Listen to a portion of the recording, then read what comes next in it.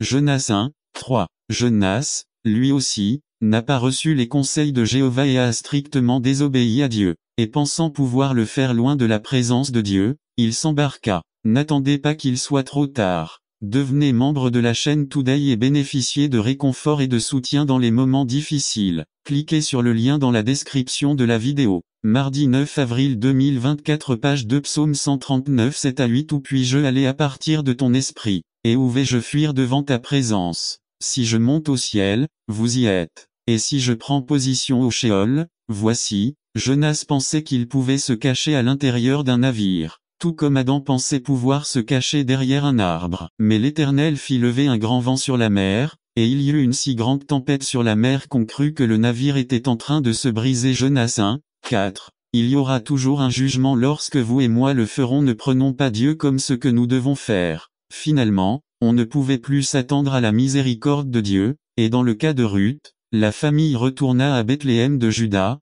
et Ruth rencontra Boaz, se maria et eut un fils nommé Obed. Obed était le père de Jessé. Jessé était le père de David, et Jésus vient de la lignée de David. Et quand il apprit que c'était Jésus de Nazaréen, il se mit à crier et à dire: Jésus, fils de David, aie pitié de moi. Marc 10, 47. Et dans l'histoire de Jonas, après qu'un gros poisson l'a avalé, il a crié à Jéhovah et Dieu l'a fait sortir sur la terre ferme. Et le jugement qui allait arriver à Ninive n'arriva pas, parce que Jonas leur prêchait et Ninive se repentit. C'est ce que Dieu recherche aujourd'hui, un peuple qui sollicite son conseil. C'est pour cette raison que le Saint-Esprit a été envoyé pour nous guider vers toute vérité et toute justice. Mais quand l'Esprit de vérité viendra, il vous guidera dans toute la vérité, car il ne parle pas de sa propre autorité, mais il dira tout ce qu'il entendra, et il vous montrera les choses à venir. Jean 16, 13. N'attendez pas qu'il soit trop tard. Devenez membre de la chaîne Today et bénéficiez de réconfort et de soutien dans les moments difficiles. Cliquez sur le lien dans la description de la vidéo. Mardi 9 avril 2024 page 3 Sur ces traces résumées, Jésus appelle l'homme à le suivre afin de le sauver, de changer de vie, de l'utiliser pour le royaume de Dieu sur terre. Il l'appelle parce qu'il l'aime et veut son bien. Nous devons le suivre de manière décisive mais consciemment, le suivre sans crainte. Par le Major Gerardo Balmori. Sur ses traces. Luc 9, 57 à 62 L'armée du salut. Major Gerardo Balmori. Les circonstances entouraient ce voyage avec des dangers et le rendaient nécessaire, comme jamais auparavant. Ceux qui voulaient suivre le maître devaient être revêtus de détermination et de courage. Si quelqu'un veut me suivre, qu'il renonce à lui-même, qu'il prenne sa croix chaque jour et qu'il me suive, avait dit Jésus. Et il arriva qu'ils partirent. Qui? Jésus et ses disciples. Où aller? Au danger et à la mort, car comme le temps était accompli pour qu'il soit enlevé, il se dirigea vers Jérusalem où, selon sa propre déclaration,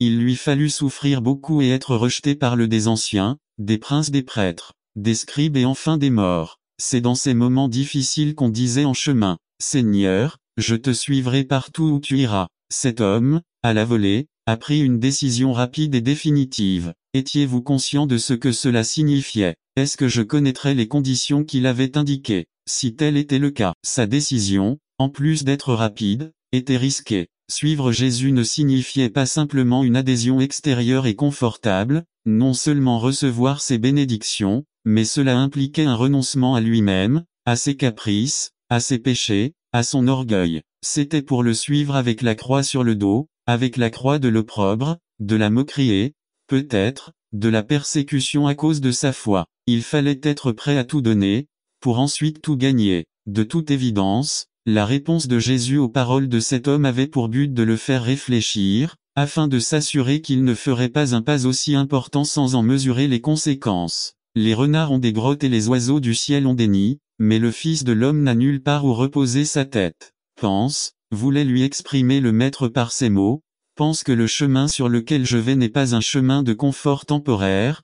Pense que peut-être tu devras toi-même abandonner beaucoup de choses pour me suivre. Pense que le disciple n'est rien d'autre que son maître. Réfléchissez. Si votre résolution n'est pas née d'un simple enthousiasme d'héroïsme passager et extérieur, auquel ne participe pas l'idée de déni et de sacrifice, réfléchissez, et après l'avoir compris, accueillez votre résolution déterminée. Suivez-moi si vous vous y mettez, de toute votre âme, si vous me faites vraiment confiance de tout votre cœur. Il n'y a pas d'insouciance sans fondement. Faites-le. Jésus se retrouve alors devant un autre homme et il prend l'initiative, lui dit suivez-moi. N'attendez pas qu'il soit trop tard. Devenez membre de la chaîne aujourd'hui et obtenez du réconfort et du soutien dans les moments difficiles. Page 1. Jésus n'a jamais forcé personne à s'arrêter. L'exemple précédent le montre, l'homme doit ressentir le besoin de le faire et prendre l'initiative par lui-même. Il est donc très probable que le maître ait vu cet homme capable et disposé à le poursuivre, mais qu'en raison de son caractère timide et indécis, il était devenu excessivement prudent dans sa prise de décision finale.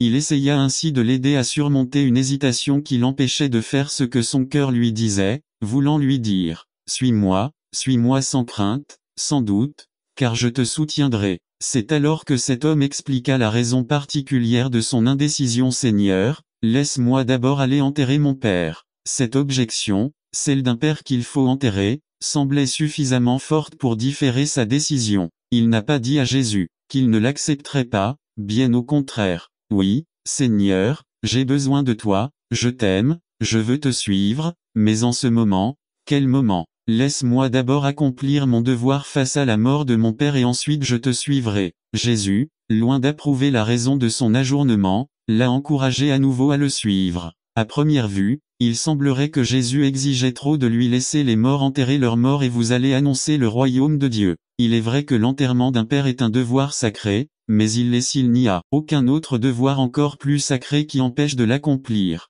Si cet homme se rendait à l'enterrement, selon les prescriptions de la loi de Moïse, il n'aurait pas été en mesure de terminer les rites cérémoniaux avant 7 jours. Est-ce que j'y retournerai? Ne vous laisseriez-vous pas influencer par le vôtre? Son indécision ne le conduirait-elle pas à de nouvelles hésitations? D'ailleurs, où serait alors Jésus? Décidez-vous tout de suite, semblait lui dire le maître. Il y en a d'autres qui, bien que vivant dans le corps, sont spirituellement morts. Laissez ceux qui ne ressentent pas le besoin de faire autre chose faire cela. Mais vous pouvez accomplir beaucoup de choses, tâches plus grandes si vous me suivez. Vous pouvez apporter la connaissance de la vie aux hommes morts dans leurs crimes et leurs péchés. Allez annoncer le royaume de Dieu. Tâche sublime et inégalée. Enfin, un troisième cas présente l'Évangile. C'est celui d'un suiveur déterminé, mais conditionnel. Alors un autre lui dit aussi, « Je te suivrai, Seigneur, mais laisse-moi d'abord dire au revoir à ceux qui sont dans ma maison. » Cet homme, comme le premier, prend la décision de suivre Jésus tout seul et lui communique qu'il est prêt à le faire, mais comme le second, il temporise en posant une condition préalable. « Je te suivrai, Seigneur, je suis prêt à le faire, mais laissez-moi d'abord vous dire au revoir. » Jésus ne l'arrête pas comme le premier, donc il ne pêche pas avec une imprudence irréfléchie, mais il ne le pousse pas non plus comme le second, puisque ce qu'il montre n'est pas l'indécision. Ce qu'il fait, c'est l'inviter à mettre fin à ce dualisme qui le conduit d'un côté à vouloir continuer à tout quitter et de l'autre à rester attaché à ce qui remplissait jusque-là sa vie. Met la main à la charrue et regarde en arrière. Il est bon que le royaume de Dieu le fasse ou ne le fasse pas. Il n'y a pas de juste milieu, il faut décider réellement et définitivement pour une chose ou pour l'autre, pour le Christ ou pour l'autre, pour le monde, pour le vice ou pour la vertu, pour la lumière ou pour les ténèbres, pour la foi ou l'incrédulité, la vie ou la mort, ou même, comme dans le cas de l'histoire, entre des sentiments nobles mais égoïstement absorbants et l'amour de Dieu qui mène au service des autres. N'attendez pas qu'il soit trop tard. Devenez membre de la chaîne Today et bénéficiez de réconfort et de soutien dans les moments difficiles. Cliquez sur le lien dans la description de la vidéo. Mardi 9 avril 2024, page 2. Nul ne peut servir deux maîtres car il aimera l'un et détestera l'autre. Résumons ce qui a été dit. Jésus appelle l'homme à le suivre pour le sauver, changer de vie, l'utiliser car le royaume de Dieu sur terre vous appelle parce qu'il vous aime et veut votre bien. Nous devons le suivre de manière décisive mais consciente, le suivre sans crainte ni doute, même s'il y a des difficultés en cours de route, le suivre sans condition préalable. Je suis la lumière du monde, et celui qui me suit ne marchera pas dans les ténèbres mais aura la lumière de la vie. N'attendez pas qu'il soit trop tard. Devenez membre de la chaîne aujourd'hui et bénéficiez de réconfort et de soutien moments difficiles. Cliquez sur le lien dans la description de la vidéo. Mardi 9 avril 2024, page 3. Enseignement de la résurrection résumé. Notre responsabilité est d'être témoin à Jérusalem, dans votre maison, dans toute la Judée votre zone d'influence, en Samarie votre communauté et jusqu'aux extrémités de la terre. Acte 1:8. La révélation de la résurrection pour nous aujourd'hui est de témoigner du Christ par le Major Gerardo Balmori. Enseignement de la résurrection Marc 16, 9 à 14. L'armée du salut. Major Gerardo Balmori. Jésus fut donc ressuscité le matin, le premier jour de la semaine 10, et alla le dire à ceux qui étaient avec lui, qui étaient tristes et en pleurs. 11. Ils apprirent qu'il était vivant et qu'elle l'avait vu. 12. Mais ensuite il apparut sous 13. Ils allèrent le raconter aux autres, et eux-mêmes ne le crurent pas, alors qu'ils étaient assis à table, et leur reprochèrent leur incrédulité et leur dureté de cœur, parce qu'ils n'avaient pas cru ceux qui l'avaient vu ressusciter des morts. Introduction. Ce premier jour de la semaine a été riche en événements nouveaux pour les disciples du Seigneur. Un nouvel ordre des événements s'établissait. Lorsqu'une âme passe de la vie naturelle à une nouvelle vie ressuscitée en Christ, elle est une nouvelle créature entrant dans un nouveau royaume où tout devient nouveau. C'est le premier jour de la vie éternelle. Dans ce passage, nous avons quelques révélations dignes de notre attention. 1. Son pouvoir. Jésus est ressuscité. V9. Il a dit, « J'ai le pouvoir de donner ma vie et le pouvoir de la reprendre. » Il nous avait pris ce qu'il avait si généreusement donné pour nous, sa vie. Ayant le pouvoir de le reprendre, il a le pouvoir de l'offrir en propitiation à tous ceux qui croient en lui. 2. Sa grâce. Il nous pardonne. Il apparut d'abord à Marie-Madeleine, dont il avait chassé 7 démons. Elle avait été la plus pécheresse de ceux qui l'avaient suivi et la première à recevoir la faveur de sa résurrection. Là où le péché a abondé, la grâce a surabondé. Le grand Sauveur compatissant favorise ses disciples humbles, reconnaissants et confiants. 3. La douleur était grande. Ceux qui l'ont connu ont pleuré. V10. Le rideau est levé pour que l'on puisse voir la douleur de ceux qui l'ont suivi, pleurant et souffrant. Ils ressemblaient à des enfants sans leur père sage et aimant, sans le seul ami qui les aimait sans intérêt. Leurs larmes, causées en partie par l'incrédulité, démontraient au moins la place importante qu'il avait occupée dans leur vie. 4.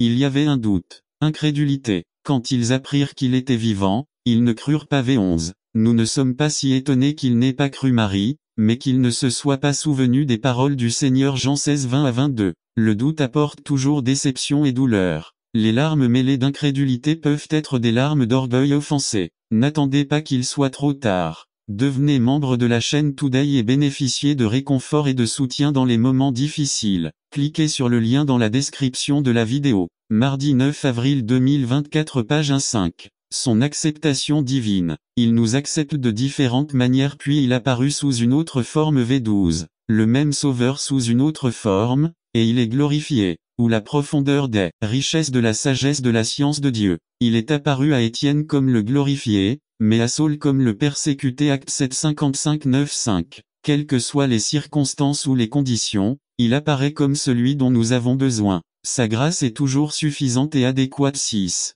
Sa fidélité. Il leur reprochait leur incrédulité et la dureté de leur cœur. V14. Tandis qu'ils pleuraient, ils ne ressemblaient pas aux incroyants au cœur dur qui l'ont crucifié. Mais le Seigneur voit les profondeurs du cœur, et comme un médecin avisé, il met la main sur la partie malade et sait exactement quelle est la racine du mal. C'est pourquoi beaucoup de ceux qui prétendent être chrétiens ne veulent pas s'approcher de Dieu, leurs péchés cachés peuvent être découverts et le véritable homme apparaît. Si nous nous approchons de lui, il est fidèle et juste pour pardonner nos péchés et nous purifier de toute injustice. 7. Notre responsabilité. Soyez témoins de lui. Il leur reprocha leur incrédulité parce qu'ils n'avaient pas cru ceux qui l'avaient vu ressusciter. V14. Le Seigneur espérait que le témoignage de ceux qui l'avaient vu serait cru. Seuls ceux à qui il a manifesté sa grâce salvatrice et la puissance de sa résurrection peuvent en être témoins. Ceux qui ont entendu le témoignage et ne croient pas sont accusés d'avoir le cœur dur et incrédule. La prière sacerdotale enregistrée dans Jean 17 dit qu'il priait pour ceux qui croiraient par la parole. Si Dieu attend des résultats parce que sa parole ne lui revient pas vide, pourquoi n'attendons-nous pas également des résultats? Conclusion. Notre responsabilité est d'être témoin à Jérusalem, dans votre maison, dans toute la Judée, votre zone d'influence, en Samarie, votre communauté et jusqu'aux extrémités de la terre. Acte 1:8. La révélation de la résurrection pour nous aujourd'hui est de témoigner de ce Christ ressuscité. C'est grâce à ce Christ ressuscité que nous pouvons avoir le pouvoir d'être témoins. Le désir du Christ était de donner du pouvoir à ses disciples. Par sa résurrection, il veut toujours investir ses disciples de la puissance du Saint-Esprit. Êtes-vous un disciple? Alors soyez témoins et prêchez le Christ et se ressusciter. N'attendez pas qu'il soit trop tard. Devenez membre de la chaîne Today et bénéficiez de réconfort et de soutien dans les moments difficiles. Cliquez sur le lien dans la description de la vidéo. Mardi 9 avril 2024 page 2 Le Saint-Esprit résumé. L'œuvre du Saint-Esprit par Rolando Bernardo. Introduction. Les activités du Père. GN 1.1 dans son travail créateur. 1.2 du ciel et de la terre. 1.3 de tout être vivant. 1.4 de l'homme. 2. Les activités de Jésus-Christ. 2.1 Ce Verbe incarné. 2.2 L'agneau pascal. 2.3 Le Rédempteur du monde. Prière de transition. Chaque croyant doit réaliser que, tout comme le Père et le Fils ont accompli une œuvre importante, le Saint-Esprit est venu accomplir son œuvre correspondante. Considérons les différentes activités que le Saint-Esprit accomplit avec les chrétiens à ce moment-là.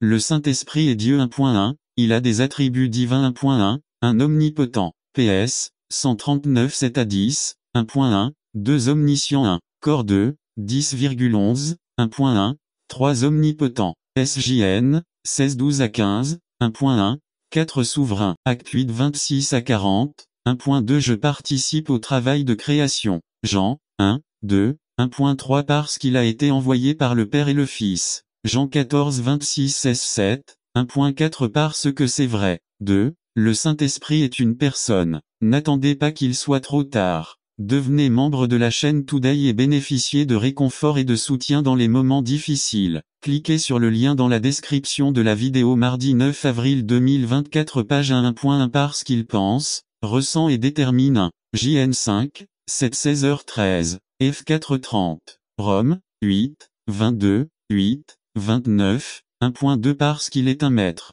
Jean 14 26, 1.3 Parce qu'il a des oreilles pour écouter. Jean 16 13, 1.4 Parce qu'il a la souveraineté. 1, Cor 12, 11 1.5 Parce qu'il peut être attristé. F, 4, 31.6 Parce qu'il peut être blasphémé. MT, 12, 31. II. Ce que le Saint-Esprit désire chez les croyants. 3.1 Soyez le consolateur. Jean 15 26,27, 3.2 Soyez le guide de notre vie. Jean 14 26, 3.3 Soyez notre professeur. 1, Cor 2, 13, 3.4 Vous apportez de l'inspiration. Luc 12, 12, 3.5 Apportez la conviction d'être enfant de Dieu. Rome, 8, 11, 3.6 Il constitue un lieu d'habitation. 3.7 Produit une régénération. Tite 3, 5. Acte 2, 38 3.8 Convaincu de péché. SJN, 16 7,8, 3, 9 Produit de la satisfaction. 1,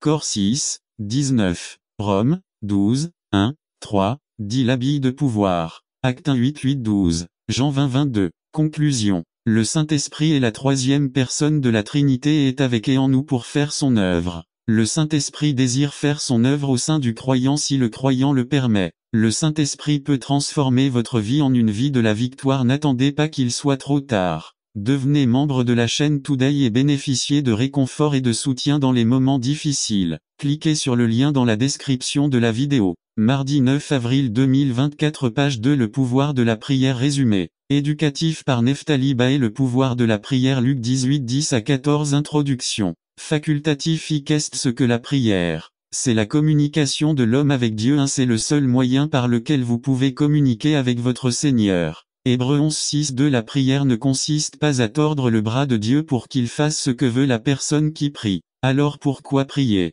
2 Dans la prière, nous gagnons de grandes batailles. 1 Dans les moments d'affliction, Dieu est notre aide. Psaume 46 1-2 Dans la prière, nous recherchons la faveur de Dieu. Psaume 86 1-3 Le publicain est loin. Luc 18 13 Il a battu le sien poitrine disant, Dieu a été miséricordieux envers moi. Au sens le plus littéral cela signifie qu'entre lui et le pharisien il y avait une distance physique. B Au sens figuré, la distance du publicain était religieux, social, personnel. C Le croyant prie souvent Dieu à distance. D La prière a le pouvoir de nous transporter au ciel et de nous importer le ciel. Les barrières du temps deviennent insignifiantes devant le pouvoir de la prière. 4 Or humilié. Luc 18 13 Il ne voulait même pas lever les yeux au ciel. 5 Peut être qu'il n'a pas levé les yeux au ciel à cause de sa condition de pécheur. Proverbe 28 13 La prière des justes peut faire beaucoup. Dieu veut pardonner et être propice à vos faiblesses. 2 Quand nous venons à Dieu avec humilité, simple de cœur et confessant nos fautes. 3 Celui qui admet ce qu'il est n'a pas à démontrer ce qu'il n'est pas. Luc 18 11 La prière qui n'est pas entendue par Dieu. N'attendez pas qu'il soit trop tard.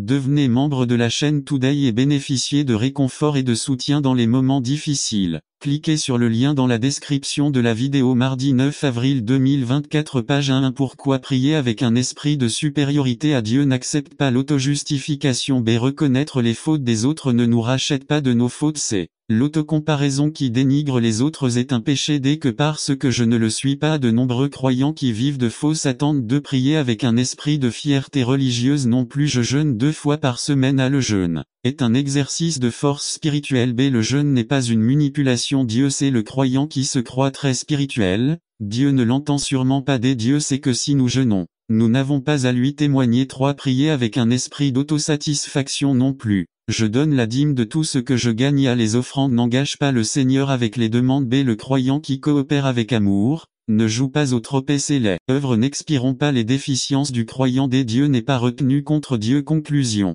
John Bunyan a dit que la prière est un bouclier pour l'âme, un sacrifice pour Dieu et un fléau pour Satan. N'attendez pas qu'il soit trop tard. Devenez membre de la chaîne Today et bénéficiez de réconfort et de soutien dans les moments difficiles. Cliquez sur le lien dans la description de la vidéo mardi 9 avril 2024 page 2. Ne semez pas sur des épines. Résumé. Ceci est un message pour les morts. Ceci est pour ceux qui ont perdu la joie du Seigneur, qui à une autre occasion étaient plus proches du Seigneur Jésus que vous ne l'êtes aujourd'hui. Avez-vous eu plus de joie qu'aujourd'hui? Votre vie a-t-elle été plus fructueuse qu'aujourd'hui? Si votre réponse est oui par Gilles Roman. Ne semez pas d'épines. Jérémie 4, 1 à 4. Introduction. Nous avons besoin d'un réveil tout comme Israël au temps du prophète Jérémie. Jérémie vivait à l'époque où la Judée et Jérusalem étaient faites captives. La majeure partie du livre de Jérémie est le plaidoyer passionné et l'alerte du prophète, inspiré de Dieu suppliant le peuple de se repentir et prophétisant solennellement une certaine captivité des habitants de Jérusalem,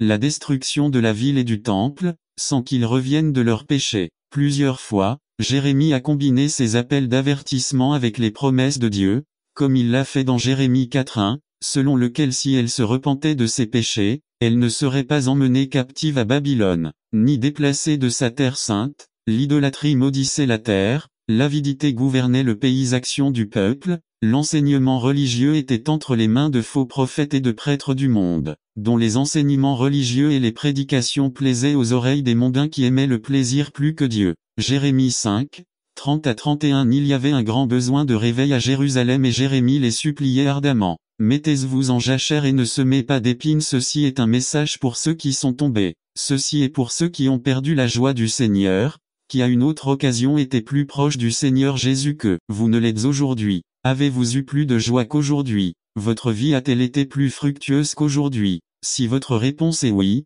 vous êtes une personne déchue, et vous devez faire de la jachère pour vous-même, et ne semez pas d'épines. Peut-être voulez-vous affirmer que vous allez bien, comme c'est le cas aujourd'hui, mais en réalité, n'est-ce pas vrai? Aujourd'hui plus que jamais vous avez besoin d'une visite du ciel. Votre âme ne crie-t-elle pas pour être davantage témoin du Seigneur dans votre vie? Avez-vous les fruits que vous devez? Votre vie est-elle en quelque sorte un échec? Jérémie nous parle lorsqu'il dit Jérémie 2:19. La majorité de l'Église a commis les deux mots que le peuple d'Israël a souvent commis. 1. Nous avons quitté celui qui est la source d'eau et de vie. 2. Nous avons creusé pour nous des citernes brisées qui n'arrêtent pas l'eau. Gloire à Dieu pour son invitation aux morts. Ainsi en est-il pour nous aujourd'hui. Notre Père Céleste n'attend toujours pas qu'il soit trop tard. Devenez membre de la chaîne Today et bénéficiez de réconfort et de soutien dans les moments difficiles. Cliquez sur le lien dans la description de la vidéo. Mardi 9 avril 2024 page 1. Continuez à nous inviter. Lire Jérémie 3, 14,